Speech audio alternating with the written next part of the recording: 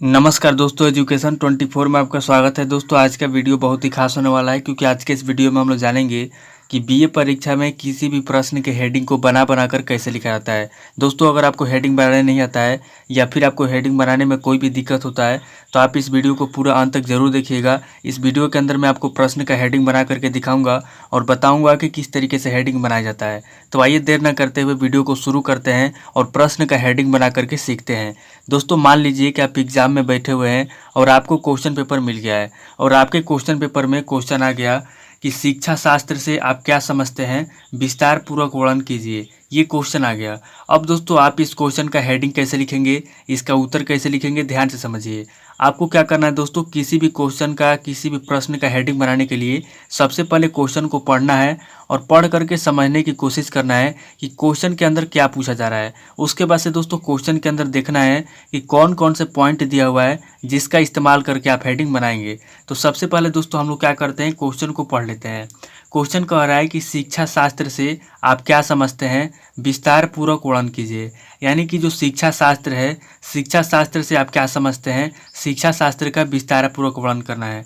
तो यहाँ पे दोस्तों आपको एक बात ध्यान रखना है, किसी भी क्वेश्चन के अंदर अगर आपको ये शब्द मिल जाए कि आप क्या समझते हैं, जैसे यहाँ पे दिया हुआ है शिक्षा शास्त्र, यहाँ पे कह रहा है कि शिक्षा शास्त्र से आप क्या समझते हैं। तो यहाँ पे दोस्तों आप क्या समझते से मेरा मतलब ये है, क्वेश्चन का मतलब ये है कि आप शिक्षा शास्त्र से जो कुछ भी समझते हैं उसको क्या करना है, आपको अपने मन से अपने दिमाग से बना कर लिखना है, न कि आपको किताबी ज्ञान यहाँ पे लिखना है। तो किसी भी क्वेश्चन के अंदर जहाँ पे अगर आपको ये नज़र आ जाए कि आप क्या समझते हैं तो वहाँ पे ये समझ लीजिएगा कि यहाँ पे दोस्तों आपको अपने विचार लिखने के लिए कहा जा रहा है। आप अपने मन से जो कुछ भी लिखेंगे वो आपका मान्य होगा, वो आपका गलत नहीं होगा। तो यहाँ पे दोस्तों शिक्षा शास्त्र से पूछा जा रहा है कि शिक्षा शास्त्र से आप क्या समझते हैं और शिक्षा शास्त्र का ही विस्तार पूर्वक वर्णन करना है। अब दोस्तों इस क्वेश्चन में पॉइंट देख लेते हैं, कौन कौन से पॉइंट दिए हुए हैं जिसका इस्तेमाल करके हम लोग हेडिंग बनाएंगे। तो यहाँ पे दोस्तों हमारा पहला पॉइंट हो जाएगा शिक्षा शास्त्र, क्योंकि इस क्वेश्चन का जो मेन पॉइंट है और ये जो क्वेश्चन आधारित है, आपका टोटल क्वेश्चन शिक्षा शास्त्र पर आधारित है। क्योंकि अगर आप शिक्षा शास्त्र को इस क्वेश्चन से निकाल देंगे तो इस क्वेश्चन का कोई मतलब नहीं रह जाएगा। तो पहला पॉइंट दोस्तों हम लोग का हो जाएगा शिक्षा शास्त्र, दूसरा पॉइंट हो जाएगा दोस्तों आप क्या समझते हैं, और तीसरा पॉइंट हो जाएगा दोस्तों विस्तार पूर्वक वर्णन कीजिए। यानी कि इस क्वेश्चन के अंदर हमारा 3 पॉइंट दिया हुआ है जिसका इस्तेमाल करके हम लोग हेडिंग बनाएंगे। अब दोस्तों मैंने आपको पहले ही समझा दिया कि किसी भी क्वेश्चन के अंदर जब आपको ये नज़र आ जाए कि आप क्या समझते हैं तो वहाँ पे आप समझ लीजिएगा कि उस क्वेश्चन के अंदर आपको अपने मन से लिखना है, आपको अपने विचार लिखना है, न कि किताबी ज्ञान लिखना है। अब दोस्तों यहाँ पे क्या करेंगे, इस क्वेश्चन का हम लोग पहला हेडिंग क्या लिखेंगे। तो दोस्तों मैं आपसे हर वीडियो में बताता हूँ कि किसी भी क्वेश्चन का पहला हेडिंग या तो आप परिचय लिखेंगे, या तो परिभाषा लिखेंगे, या तो प्रस्तावना लिखेंगे, या तो भूमिका लिखेंगे। चूँकि दोस्तों ये शिक्षा शास्त्र का क्वेश्चन है तो यहाँ पे दोस्तों हम लोग पहला पॉइंट देंगे और यहाँ पे दोस्तों हम लोग पहला हेडिंग लिखेंगे परिभाषा। यानी कि शिक्षा शास्त्र का जो भी परिभाषा होता है, यहाँ पे दोस्तों हम लोग शिक्षा शास्त्र का परिभाषा लिखेंगे। अब दोस्तों यहाँ पे परिभाषा कैसे लिखा जाता है आप कमेंट करके बताइएगा। दोस्तों अगर आपको परिभाषा लिखने नहीं आता है तो परिभाषा के ऊपर मैं एक डिटेल में वीडियो बना दूंगा, आपको समझा दूंगा कि परिभाषा कैसे लिखा जाता है। फिलहाल आज का हमारा टॉपिक है कि हेडिंग कैसे बनाया जाता है। तो यहाँ पे दोस्तों हम लोग इस क्वेश्चन का पहला हेडिंग लिखेंगे परिभाषा। अब दोस्तों यहाँ पे हम लोग दूसरा पॉइंट देंगे और दूसरा पॉइंट दे के दोस्तों यहाँ पे क्या लिखेंगे, तो हमारा दोस्तों अगला पॉइंट है शिक्षा शास्त्र। तो अब दोस्तों शिक्षा शास्त्र हमारा पहला पॉइंट है, तो यहाँ पे क्या करेंगे, यहाँ पे दोस्तों हम लोग लिखेंगे शिक्षा शास्त्र का अर्थ। यानी कि शिक्षा शास्त्र का क्या अर्थ होता है उसके बारे में हम लोग लिखेंगे। क्योंकि दोस्तों क्वेश्चन में कहा गया है कि शिक्षा शास्त्र से आप क्या समझते हैं, विस्तार पूर्वक वर्णन कीजिए।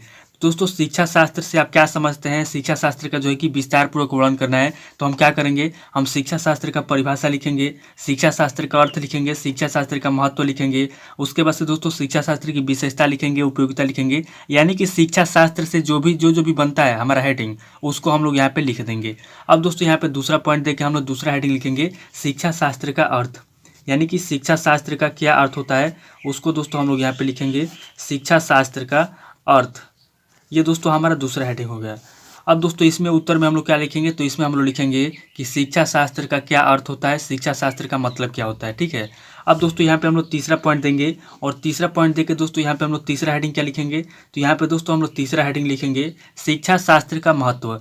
यानी कि शिक्षा शास्त्र का क्या महत्व है, हमारे दैनिक जीवन में क्या महत्व है, हमारे सामाजिक जीवन में क्या महत्व है, यही सारी चीज़ यहाँ पे लिखेंगे। तो तीसरा हेडिंग दोस्तों हमारा हो जाएगा शिक्षा शास्त्र में शिक्षा शास्त्र शिक्षा शास्त्र का महत्व, यहाँ पे हम लोग इस तरीके से बना के लिखेंगे शिक्षा शास्त्र का महत्व, यानी कि शिक्षा शास्त्र का क्या महत्व है। अब दोस्तों यहाँ पे हम लोग पॉइंट नंबर 1 देंगे और यहाँ पे दोस्तों हम लोग लिखेंगे कि जो शिक्षा शास्त्र है उसका दोस्तों हमारे दैनिक जीवन में क्या महत्व है, यानी कि जो शिक्षा शास्त्र है उसका हमारे दैनिक जीवन में क्या महत्व है, यानी कि जो भी हम लोग शिक्षा ग्रहण करते हैं, जो भी पढ़ाई लिखाई करते हैं, उसका हमारे दैनिक जीवन में, हमारे जीवन में क्या उपयोगिता है, क्या महत्व है, उसके बारे में हम लोग यहाँ पे लिखेंगे। तो पहला हेडिंग दोस्तों हमारा हो जाएगा दैनिक जीवन में शिक्षा शास्त्र का महत्व।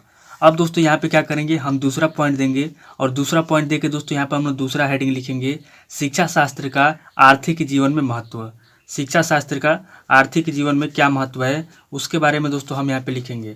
अब दोस्तों हम लोगों ने दैनिक जीवन में लिख लिया, आर्थिक जीवन में लिख लिया। अब दोस्तों यहाँ पे हम लोग तीसरा पॉइंट देंगे और तीसरा हेडिंग दोस्तों लिखेंगे शिक्षा शास्त्र का सामाजिक जीवन में महत्व, यानी कि जो शिक्षा शास्त्र है उसका दोस्तों हमारे सामाजिक जीवन में क्या महत्व है उसके बारे में दोस्तों हम यहाँ पे लिखेंगे।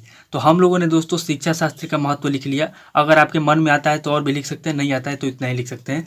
उसके बाद दोस्तों यहाँ पे हम लोग क्या करेंगे, चौथा पॉइंट देंगे और चौथा पॉइंट देके दोस्तों हम लोग चौथा हेडिंग लिखेंगे शिक्षा शास्त्र की विशेषता, यानी कि शिक्षा शास्त्र की क्या विशेषता है उसके बारे में दोस्तों हम लोग यहाँ पे चौथे हेडिंग के अंदर लिखेंगे शिक्षा शास्त्र की विशेषता। अब दोस्तों शिक्षा शास्त्र की विशेषता हो गया। अब यहाँ पे आप चाहें तो पॉइंट नंबर 1, पॉइंट नंबर 2 देके भी लिख सकते हैं और चाहें तो आप डायरेक्ट भी लिख सकते हैं, लेकिन अगर आप डायरेक्ट लिखेंगे तो भी चलेगा, पॉइंट देके लिखेंगे तो भी चलेगा।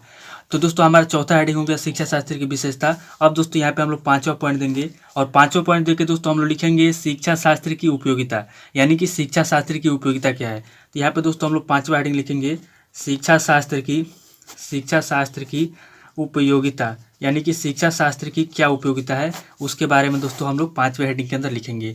अब दोस्तों यहाँ पे हम लोग 5 हेडिंग लिख लिए। अब दोस्तों अगर आपको कोई हेडिंग याद आता है, जैसे अगर आप चाहें तो लिख सकते हैं शिक्षा शास्त्र में कमी, यानी कि जो शिक्षा शास्त्र है उसकी क्या कमी है, शिक्षा शास्त्र से होने वाले लाभ के बारे में लिख सकते हैं। लेकिन अगर आपको ये सब याद नहीं है तो यहाँ पे दोस्तों आप छठा पॉइंट दे सकते हैं और यहाँ पे दोस्तों आप यहाँ पे सिंपल आप निष्कर्ष लिख सकते हैं और इस क्वेश्चन का, इस प्रश्न का जो भी निष्कर्ष निकलता है आप यहाँ पे लिख सकते हैं। तो इस तरीके से दोस्तों किसी भी क्वेश्चन का हेडिंग बनाने के लिए आपको क्या करना है, सबसे पहले क्वेश्चन को पढ़ करके समझ लेना है, उसके बाद देखना है कि क्वेश्चन के अंदर क्या पूछा जा रहा है और जहाँ पे आपको ये नजर आ जाए आप क्या समझते हैं वहाँ पे केवल आपको अपना विचार लिखना है। अपने मन से आप जो कुछ भी लिखेंगे एग्जाम के अंदर वो मान्य होगा, एग्जामिनर आपका नंबर नहीं काटेगा। उसके बाद से दोस्तों क्वेश्चन के अंदर पॉइंट देखना है। अब दोस्तों पॉइंट का मतलब क्या होता है, बहुत सारे लोग कमेंट करते हैं कि सर पॉइंट समझ में नहीं आता है, आप किस तरीके से पॉइंट बताते हैं। दोस्तों देखिए पॉइंट का मतलब होता है कि क्वेश्चन जो पूछता है, क्वेश्चन का जो मेन जो मुद्दा होता है उसी को दोस्तों हम लोग पॉइंट कहते हैं और हेडिंग में हम जो लिखते हैं उसको पॉइंट कहते हैं। इस बात को याद रखिएगा। तो जैसे यहाँ पे शिक्षा शास्त्र है, तो अगर आप शिक्षा शास्त्र को क्वेश्चन से निकाल देंगे तो इस क्वेश्चन का कोई मतलब नहीं रह जाएगा। तो यहाँ पे अगर कोई मतलब नहीं रहेगा इसका मतलब शिक्षा शास्त्र जो है हमारा मेन मुद्दा है, इस क्वेश्चन का मेन जो है यही है। तो यहाँ पे दोस्तों हमारा पहला पॉइंट हो जाएगा शिक्षा शास्त्र।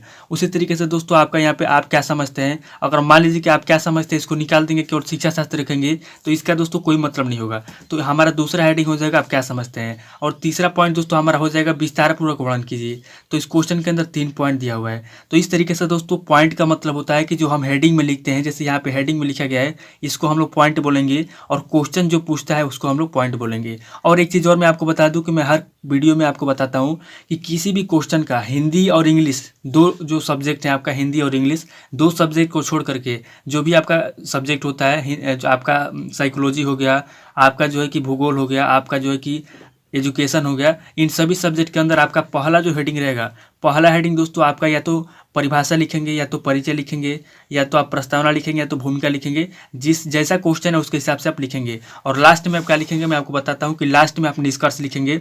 उसके बाद से दोस्तों बीच में आप क्या लिखेंगे, तो बीच में दोस्तों आप वही लिखेंगे जो क्वेश्चन के अंदर पूछा जा रहा है। तो यानी कि आपका पहला हेडिंग उन चारों में से कोई एक हो गया, परिभाषा, प्रस्तावना, भूमिका। उसके बाद से दोस्तों आपका लास्ट का निष्कर्ष हो गया और बीच में आपका क्या हो गया, बीच में दोस्तों आपका हो गया जो क्वेश्चन के अंदर पूछा जा रहा है। तो इस तरीके से दोस्तों अगर पेपर में आप लिखेंगे तो आपको ज़्यादा नंबर मिलेगा, क्योंकि लिखने का यही सही तरीका है। बहुत सारे लोगों को दोस्तों लिखने का तरीका पता नहीं होता है। अगर आपको लिखने का तरीका पता है और हेडिंग को अगर आप अच्छे तरीके से लिख सकते हैं तो दोस्तों आपका नंबर कोई नहीं काट सकता, ये मैं गारंटी देता हूँ। परीक्षा के अंदर बहुत सारे लोग बहुत ज़्यादा लिखते हैं, जैसे बहुत सारे लोग पूरा क्वेश्चन पेपर भर के चले आते हैं, पूरा कॉपी भर के चले आते हैं, 30 पेज तक लिख देते हैं, फिर भी उनको नंबर नहीं मिलता है। क्यों नहीं मिलता है? क्योंकि उनको लिखने का सही तरीका नहीं पता है। कभी भी एग्जाम के अंदर जो आपका पहला हेडिंग रहता है, आप जो कुछ भी लिखिए पॉइंट देके लिखिए या फिर आप हेडिंग हेडिंग देके लिखिए। उसके अंदर दोस्तों पहले आप क्वेश्चन के बारे में या तो प्रस्तावना देंगे, परिभाषा देंगे, परिचय देंगे। उसके बाद से दोस्तों बीच में आप वही लिखेंगे जो क्वेश्चन के अंदर पूछा जा रहा है। अगर आप इस तरीके से लिखेंगे तो आपको ज़्यादा नंबर मिलेगा। तो दोस्तों आज इस वीडियो को मैं ही पे स्किप करता हूँ और मिलता हूँ आपसे नेक्स्ट वीडियो में। आपको नेक्स्ट वीडियो किस टॉपिक के ऊपर चाहिए कमेंट करके बताइए, और आपको जिस भी टॉपिक के ऊपर वीडियो चाहिए, इस चैनल के ऊपर बहुत सारी वीडियो डली हुई